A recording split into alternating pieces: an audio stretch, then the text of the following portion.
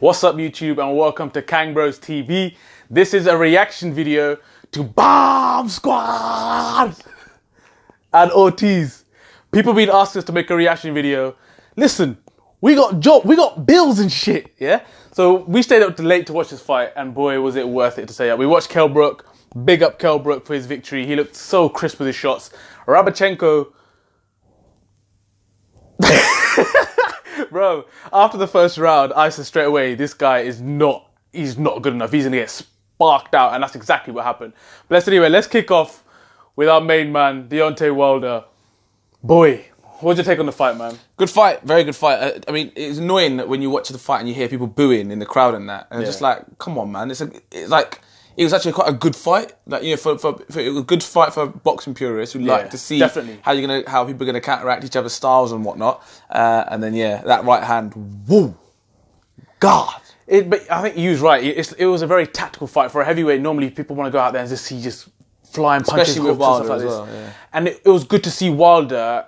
Like I said, we said at the beginning this was going to be his first real test, and it was. The guy was very, very careful. And that was a good side that I've never seen of Wilder. The way that he waited, the patience he showed to wait for the perfect time. And it showed that. And the thing is, the guy is only like 15 stone something. But the power the guy has is incredible. You can't doubt that. You can't doubt it, can you? Yeah, and fair play, like I said, even in the previous video, I said that I actually wanted Ortiz to win, and I was hoping he would win it. And do you know what? He was close. Do you know what surprises me though? Everyone was saying that the judges actually had Wilder winning on points. Now for me, that's got to be looked at. Because the fight got done by knockout, everyone wants to push it under the carpet, but that's not good enough because Ortiz was winning that fight. For me, Ortiz was winning that fight. Or if it was on what basis though? He was outworking him, he had the better shots. Bomb Squad had a game plan. It was, I'm going to knock this guy out and I'll pick my opportunity, he will tire. And he did, and it was old bones. Them old bones caught up with him. You looked at Ortiz's face, his eyes cleared after the knockout and you think, what's he got left? And it was it. He was just like, you know what, I'm just tired. I just need more time. And he just didn't have it. And it's a shame because he was boxing really well. But you watch how I don't know how many fights he's got left in him, but people would not want to take that fight. Yeah. That's they have to. I mean, and Wilder was saying it. He goes, look, everyone was dodging Ortiz, and now everyone knows why. There's a lot of people that messaged us personally after viewing our videos and said that this was just a joke. This fight was a farce, basically. It was a fix. Ortiz was here basically to get paid. Wilder's one of the most protected heavyweights. Now, he's probably watching this video. I mean, what's your take on that after watching that? Do you know what? The worst, not the worst thing, but the interesting thing was, before the fight, and when I saw some of those messages, I almost had to think, you know what, it's actually a valid point, because a lot of the points that were making sense, and a lot of the questions were as to why would you take that fight? Why would you take this fight? Who's advising him to take this fight?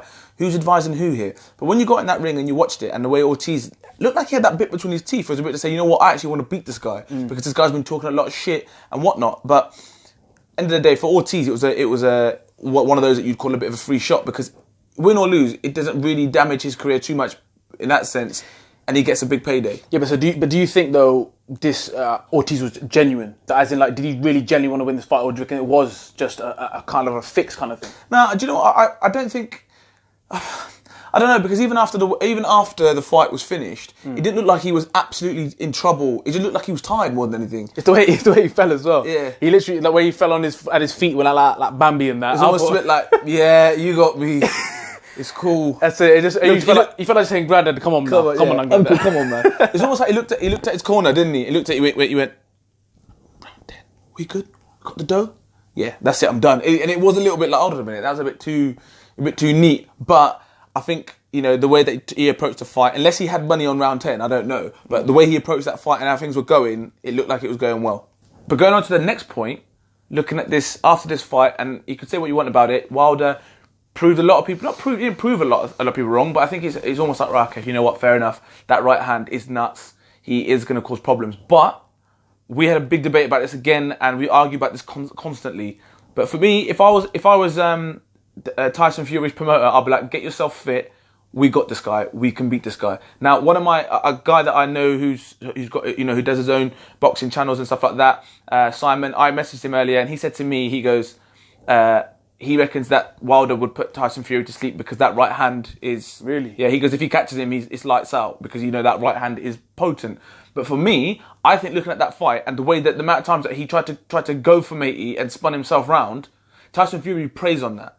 Tyson Fury will prey on that. So if I was Team Fury, I'd be like, yeah, that's all I need to see. Somebody who can box, and Tyson Fury can box. He will slip shots. He's got good feet. Ortiz didn't have his footwork wasn't the best. His head movement was okay, but his footwork wasn't the best. So you've got Tyson Fury who is elusive, rangy, got a jab, and is good feet. That is for me would be Wilder's worst nightmare. That's my opinion. The thing is, now I would have to slightly agree with Simon a little bit. The reason why is because everyone seems to forget that Tyson Fury was put on his ass by a cruiserweight. Now, this is not a heavyweight, it's a cruiserweight. So when he does get hit by a heavyweight, when he does get hit by a heavyweight, he's going to know about it. And for me, that fight against Cunningham, when he got put down, it was one of those performances that he looked like, he's just like, you know what, I'm going to win this fight, so I'm just going to do whatever. And that's what looked like an arrogant performance. Chisora, the second fight, and then against Klitschko, and those fights post, when he started, you could tell he started to take it seriously.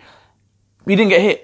He did not get hit. I get your point, but you can't base your opinion on that fight because it was he got clocked and he went down. That was a one-off, and it was a lethargic. That was a lethargic performance. Yeah, but you still have to question that, right? But look at the tactics. Look at his style ever since that. He's now changed. You said he's a boring fight. Everyone in my family in our circle that watches the fights together has not got a good thing to say about Fury. Now for me, no, I rate him. Don't get me wrong. Don't get twisted. I rate him for his performance against Klitschko, and he was super awkward. You make him out to be like he's a top classy fighter. I won't say he's classy. I'll say he's an awkward fighter. That's how I. And that's not being negative. So you say awkward. I say slick. This is what I'm saying. This is where we don't agree. I say he's an awkward fighter, and I think anyone will find him very awkward to fight. But you're saying he's slick. He's not slick. I've seen him fight against people like Chisora and all this kind of stuff, and he's been shit and he's been boring. He has progressed a lot from there, but that's why I think we don't agree. So when he fought that second fight against Chisora, right? Yeah. It was a boxing masterclass in that sense. Right. He literally, this is how I'm going to fight. I'm not going to get hit, and watch what happens. Right? He's got an ego, like a lot of boxers have. Amir Khan is a prime example. He's got an ego. I'm going to go in there and have a tear up. He did that in the first fight against Chisora, and it wasn't a very good fight. It was just a rubbish fight, but it was so and so. Second fight for me, I love Floyd Mayweather. I'm not saying that Tyson Fury is Floyd Mayweather. But SOG, Tyson Fury, they're the sort of guys who don't get hit. This is my style is to hit and not get hit. And I'm going to get my points. So if Mayweather does it and SOG does it, everyone's like, oh my God, these guys are absolute purists. But if Fury does it, everyone's like, oh, it's just awkward, it's awkward. No, it's not. He's in the heavyweight division where people bang in that division and he doesn't get hit. So for me, I'm like, listen, you got to appreciate if someone's got the skills, you got the skills. That fight with David Haye didn't happen. But now looking at it now, and look what Bellew done to David Haye. I know times are different and years change and stuff, but look what Bellew done to David Haye.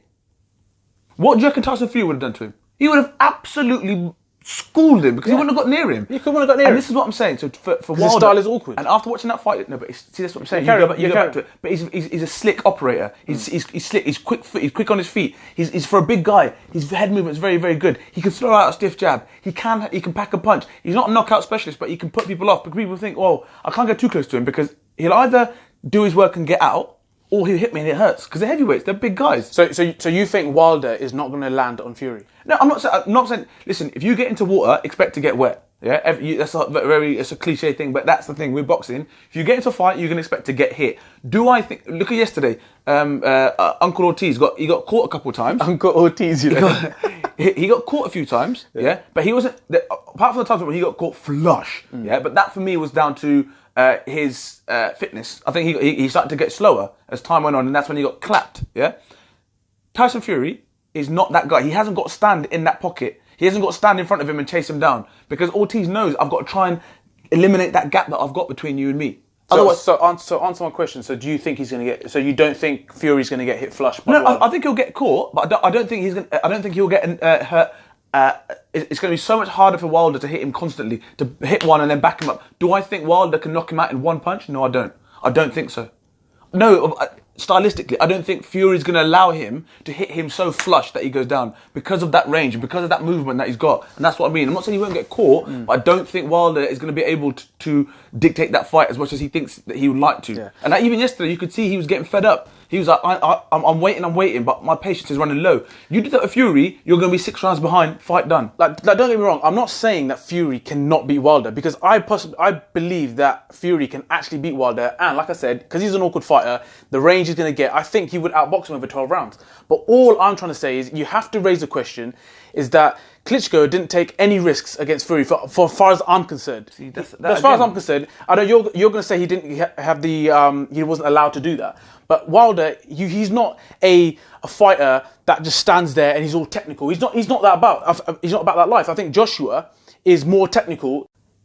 What I'm saying to you is, going to that point about you think that Klitschko didn't take any risks. This guy was a champion for how many years? Yeah. He took out how many fighters? Yeah. He took out how many styles?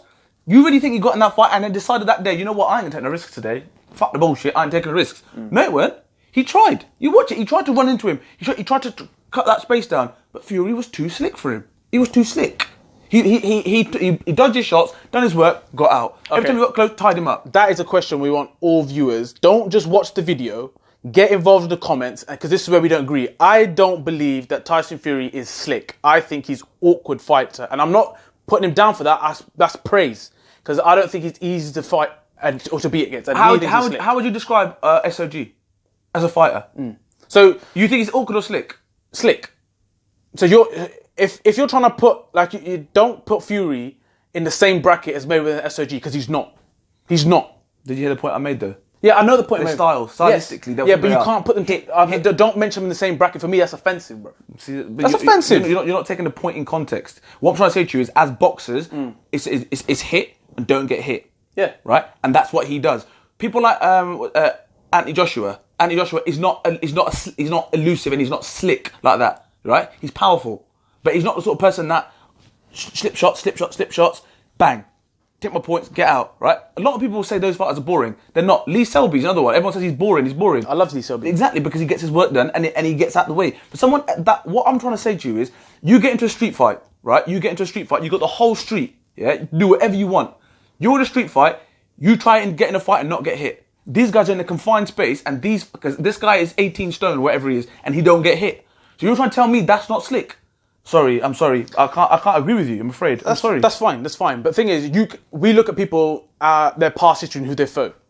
Your man Fury has fought the likes of Chisora twice, and he's gone 12 rounds with Chisora twice. You can't ignore that. That's history, and that's a part of and look at the light work that David Haye made of Chisora. Chisora is not on the same level as these guys. You can't say that, because stylistically, we just talked about a second ago. You put Haye in with Fury. They're different fighters. They're not knockout specialists. Anthony Joshua is a knockout specialist. He will knock people out. Right. Wilder is a knockout specialist. He will knock people out. Tyson Fury isn't a knockout specialist. Okay. But he's a slick boxer, and he gets his work done and he wins fights. Yeah, but what I'm trying to say to you is that Wilder is one of the hardest hitting heavyweights, and your boy Fury has been on the floor with a cruiserweight. So why on earth how is he not going to be able to? How is he going to take his punch when he does it? He's get connected. He's going to get connected. Your boy. Again, you've completely gone none and void of the point I made to you earlier. If you watch the way that he fought that fight and you watch the way he fought fights beyond that, it's completely different. No, but you're saying it's almost impossible for him to get hit. The way you're going on. I'm not saying it's, like I said to you, it's not impossible for him to get hit, but I don't think Wilder's going to have the patience to wait until round 8 or round 9 to go for Fury. That's how difficult Fury's going to make it for him. He's going to be so hard to hit. He's going to be fit. He's going to be fitter than Ortiz. He's going to be slicker than Ortiz. He's going to be more awkward than Ortiz. He's got a jab. He's rangier. He's lighter on his feet. Yesterday, Wilder was taking shots and missing and spinning himself around, and against Ortiz. I'm assuming he had bad footwork. I know we're digressing because we're not talking about the Ortiz and Wilder fight, but this frustrates me so much. I don't think Tyson Fury doesn't get the praise that he deserves as a fighter and his attributes and skills. Do I think he will get hit? Yes, I do think Wilder will catch him. Do I think Wilder's going to catch him flush and knock him out? No, I don't. Klitschko couldn't do it, and I don't care what anybody says. I'd still like to see Klitschko fight Wilder now. I wouldn't mind seeing that. Well, Wilder said today, he said that... And I'm not pissing on Wilder, by the way. Yesterday was a very, very good performance. He had a game plan and he stuck to it. But all I'm saying is there's a lot of chinks in what he does, which someone like an exponent who's a boxer will exploit, which I think Fury would. Anthony Joshua, on the other hand, it sets up those two for an even bigger fight because it shows both their vulnerabilities. And they both done it against Klitschko and Ortiz. They both showed vulnerabilities, but they also showed that young lion heart, and they can both bang, and that's why it'd be such a great fight. I'm glad you made that point, because that's exactly what Wilder said yesterday. He basically pissed on Joshua's win against Klitschko by saying Klitschko was a finished guy in the sense that he's already lost and he was already dethroned, which is a valid point. But you've done the exact same thing with Ortiz. You've come back, you've come through the storm, as you called it. You got connected. He got connected. I don't care what he says. He's been saying, oh, or just a barrage of punches, I wasn't hurt. That's a lie, let's be honest. But he did the exact same thing as Joshua did. They both showed that they're younger. They got different gears that they can go up. And that's exactly what it was for Ortiz and Klitschko. They got to a stage in the fight where it was rough and tough, but they didn't have the extra gears that age showed in those positions. So for me, like you said, they both got vulnerability in the same spot. So you can't. That's why it builds up to the whole AJ and Wilder fight to be an amazing fight that everyone wants to see, because you just don't know how to call it now. And my biggest fear for Wilder was that, does he really have a jaw? Does he have a chin? Has he have the capability to get through a storm? And he's proven it. He proved it yesterday, and that's why you have to give him his props for that. He's backing up what he says. He talks a lot of trash, which he says and admits, but he's backed it. It was a fantastic fight for everyone to watch, all the neutrals. So the question now is also, because March is, we're getting through March now, and the fight's soon going to be coming. Joshua has to get his task through Parker, which I believe he will, and I think you agree he will. But thing is, Fury came out today and said, I will knock Wilder out. Right? This is what Fury said. Now, do you believe that? Do you think he knocks Wilder out? No, I don't think he does knock the Wilder out. I think he beats him on points. And I agree. I think he beats him emphatically on points as well, after watching that performance yesterday. And I'll also go as far as saying, even after the Joshua fight against Klitschko, I did think to myself, Fury would be tough for this guy. For Joshua as well. I mean, I'll be honest, again, it goes to styles, and styles make fights, and so, and da-da-da-da. But what Fury does is not what a typical heavyweight does. He's not a typical heavyweight. Agreed. And that's changed, because back in the day when he was trying to be a typical heavyweight and trying to bang people, he probably realised, I think, you know what, I don't think I've got the punch power to knock these people out, but I also don't let them hit me.